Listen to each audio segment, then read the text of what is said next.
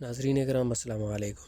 ناظرین، جیسا کہ آپ جانتے ہیں کہ سعودی عرب میں کرونا وائرس کی وبا کے باعث تمام تجارتی مراکز بند کر دیے گئے ہیں، جس کے باعث چھوٹے چھوٹے کاروبار سے منسلک افراد شدید مالی پریشانی میں گر گئے ہیں۔ ایک ایسے ہی حالات کے مارے پاکستانی حجام نے جازان میں اپنی باربر شاپ کے بند ہونے کے بعد اپنی رہائش گاہ پر لوگوں کے بال کاٹنا شروع کر دیے۔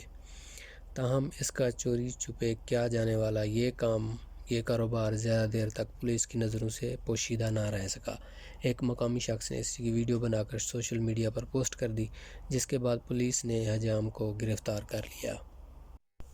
مقامی شہری نے ویڈیو سوشل میڈیا پر شیئر کر کے سعودی حکام جالسين الدولة تحذر وتمنع ارجع هناك ارجع هناك.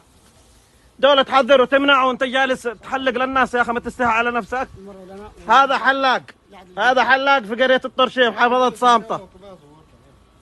هذا الحلاقين جالسين مسوين لهم مكان في خلف محل الحلاقة وجالسين يحلقون للناس.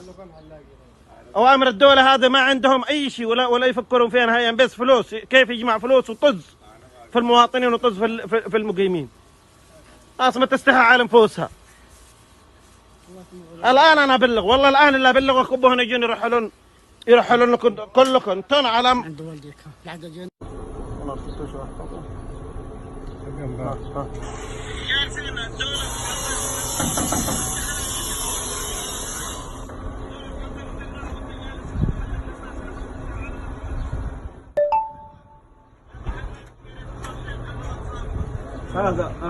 هذا وضرع المحل داخل. بسم الله جبت شعرنا والله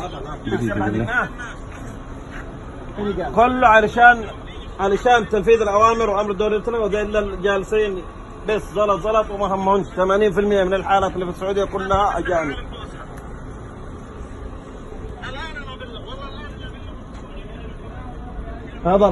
سے مطالبہ کیا تھا کہ اسے گرفتار کیا جائے، کیونکہ وہ ایک طرف تو کرونا وائرس کے پھیلاؤ کو روکنے کے لیے حفاظتی اقدامات اور پابندیوں کی خلاف ورزی کر رہا ہے، دوسری جانب وہ اپنے گھر کو باربر شاپ میں تبدیل کیے ہوئے ہے۔ مقامی شہری کا کہنا ہے کہ غیر ملکی حجام کافی عرصے سے اپنی رہائش گاہ کو باربر شاپ بنائے ہوئے ہے، وہ مقرر ضوابط کی پابندی بھی نہیں کر رہا۔